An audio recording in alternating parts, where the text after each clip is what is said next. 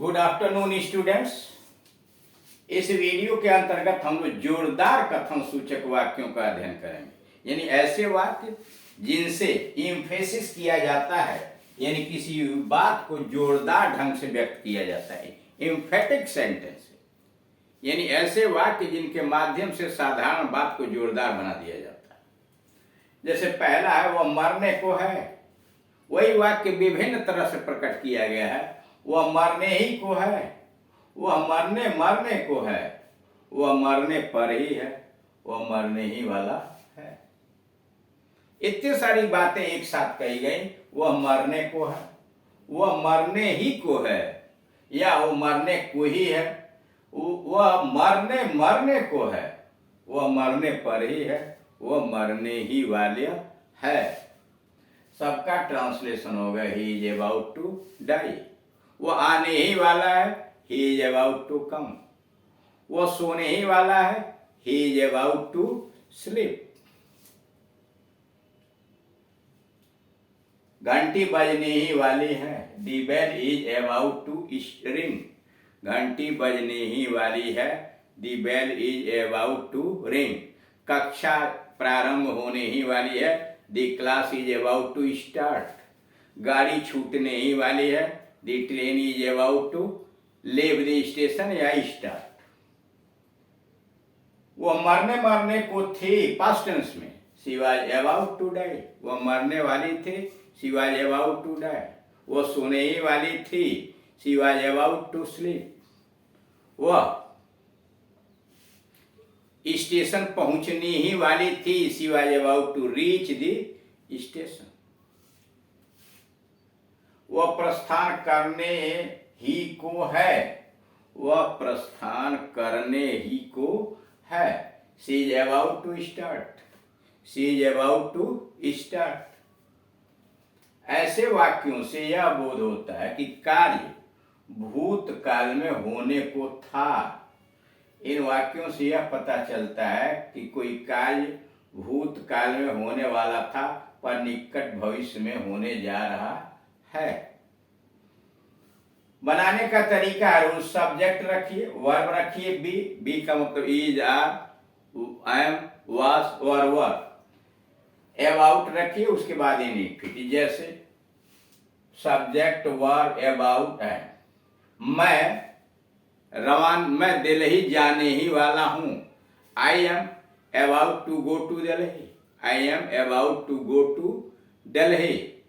मैं उसकी सहायता करने ही वाला हूं, I am about to help him. ये एम आ गया बी के जगह पर।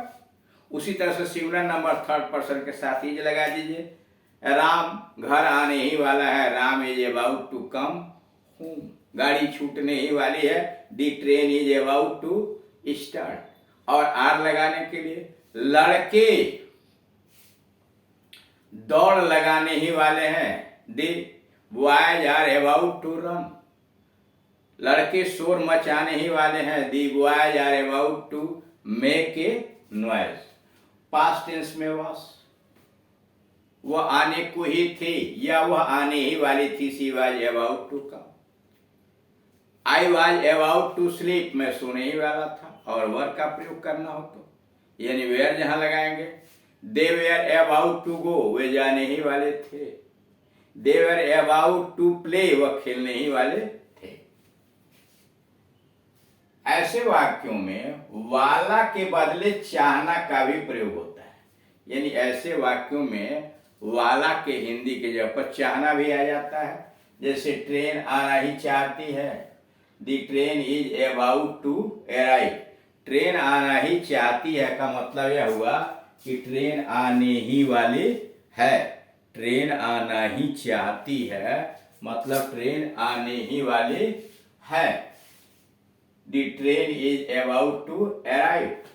घंटी बजना ही चाहती है मतलब घंटी बजने ही वाली है। The bell is about to ring, the bell is about to ring. मैं बालू ही बालू देखता हूं, मैं बालू ही बालू देखता हूं, I see nothing but sand. मैं बालू ही बालू देखता हूं, I see nothing but sand. मैं पानी ही पानी पाता हूँ, I find nothing but water. मैं पानी ही पानी पाता हूँ, I find nothing but water. पेड़ ही पेड़ है, there is nothing but trees. पेड़ ही पेड़ है, there is nothing but trees. यहाँ घास ही घास है, there is nothing but grass here. यहाँ घास ही घास है, there is nothing but grass here. यहाँ फूल ही फूल हैं, there is nothing but flowers here. There is nothing but flowers here. यहाँ फूल ही फूल हैं। ऐसे वाक्यों में संज्ञा धन ही फिर संज्ञा का प्रयोग होता है और वाक्य बहुत जोरदार बन जाता है। ऐसे हिंदी वाक्यों में पहले संज्ञा फिर ही फिर संज्ञा का प्रयोग होता है और जिसके द्वारा वाक्य बहुत जोरदार बन जाता है। रूल्स क्या है? सब्जेक्ट रखिए, वर्ब रखिए, नथिंग बट रखिए, फिर नाउन रखिए। जैसे मैं बालू ही बालू देखता हूं, सब्जेक्ट हो गया आई, ठीक। वर्ब लिखा सी, उसके बाद नथिंग बट लिखा अपनी तरफ से और सैंड नाउन हो गया। आई हुआ सब्जेक्ट, फाइंड हुआ verb, nothing but water noun हुआ। और दूसरा फार्मूला है देयर लगाइए, धन इज लिखिए, फिर नथिंग लिखिए, नथिंग बट और तब नाउन लगाइए। तो उसमें देख रहे हैं यहां दिया हुआ है देयर और वर्ब लगा इज, नथिंग और बट लगा और उसके बाद नाउन और अदर वर्ड्स अगर दूसरे शब्द हैं तो उनकी अंग्रेजी उनके बाद में डाल दी जाती है। नोट, ऐसे वाक्यों में वाक्य की क्रिया नथिंग के अनुसार सिमिलर होती है। कह रहे ऐसे वाक्यों में देख रहे हैं यहां वाक्य की क्रिया देयर के बाद जो आई है वो नथिंग के अनुसार लगाई गई है। नथिंग बट के बाद आने वाले प्लूरल नाउन के अनुसार नहीं, यानी फ्लावर्स के अनुसार नहीं, नथिंग के अनुसार क्रिया यहां लगाई गई है।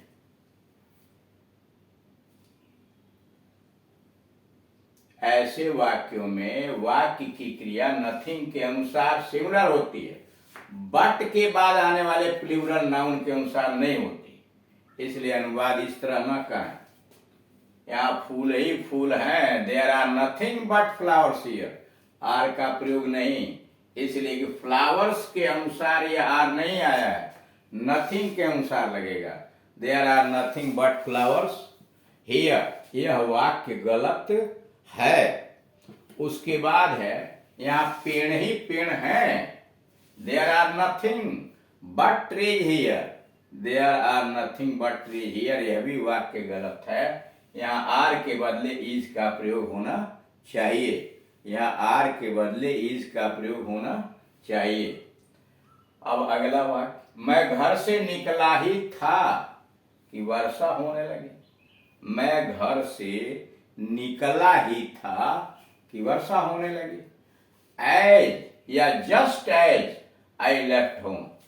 एज आई लेफ्ट होम या just as I left home it began to rain. वर्षा होने लगी। एज या just as I left home, जैसे ही मैंने घर छोड़ा इट बिगेन टू रेन। दूसरा, as soon as I left home. As soon as I left home it began to rain. अगला, no sooner did I leave home. No sooner did I leave home then it began to rain. No sooner did, देख रहे हैं सहायक क्रिया did past tense में लगी हुई है। I leave the home then it began to rain. अगला है no sooner had past perfect में। No sooner had I left home then it began to rain. इस केस लिए हार्डली से भी हो जाएगा। I had hardly left the home when it began to rain. I had scarcely left the home then it began to rain। ऐसे वाक्यों के दो भाग होते हैं। ऐसे वाक्यों के अंतर्गत दो भाग होते हैं। पहले भाग में क्रिया धन ही का प्रयोग होता है। कह रहा पहले भाग में क्रिया और धन ही का प्रयोग होता है और दूसरे भाग में की धन उपवाक्य आता है। कह रहा ऐसे वाक्यों में के दो भाग होते हैं। पहले भाग में क्रिया धन ही का प्रयोग होता है और दूसरे भाग में की धन उपवाक्य आता है। ऐसे वाक्यों से कार्य होने के समय को जोरदार बनाया जाता है। ऐसे वाक्यों से कार्य होने के समय को जोरदार बनाया जाता है। रूल्स क्या है बनाने का? पहला, as, just as plus SC subordinate clause आश्रित उपवाक्य और धन पीसी यानी प्रिंसिपल क्लास प्रधान उपवाक्य। दूसरा, एज सुन एज लगाइए, फिर पीसी लिखिए, ठीक, बीच में कामा लगाइए और तब यसी सबऑर्डिनेट क्लास यानी आश्रित उपवाक्य के पीछे रहेगा। जैसे यहाँ उदाहरण दिए गए हैं, as soon as I left home it began to rain, बीच में कामा लगा हुआ है। No sooner PC then SC, यहाँ नो सूनर सहायक क्रिया did I leave their home और बीच में then it began to rain. और उसके बाद है hardly PC when before SC, यहाँ उदाहरण नहीं है, उदाहरण आपका ऐसे हो जाएगा, I had scarcely left home, I had scarcely left home या scarcely had I left home when it began to rain. वही हार्डली से भी हो जाए, हार्डली धन पीसी धन व्हेन धन बिफोर या ऑब्लिक व्हेन या बिफोर धन यसी यानी सबऑर्डिनेट क्लास स्कैर्सली और उसके बाद PC. Scarcely had I left, जैसे वहां आया हुआ scarcely had I left home when it started raining या when it began to rain. Note, कुछ वाक्यों में ही का भी हो जाता है, कुछ वाक्यों में ही के जगह पर भी आ जाता है। जैसे तभी या तभी, तभी का तभी, ऐसे तभी का अनुवाद होता है जस्ट देन, तभी जस्ट देन समय के लिए और वनली देन शर्त के लिए, वनली देन शर्त के लिए। इस तरह से देख रहे हैं कि जोरदार ढंग से व्यक्त करने वाले वाक्यों का हिंदी से अंग्रेजी में कैसे ट्रांसलेट किया जाता है। Thank you.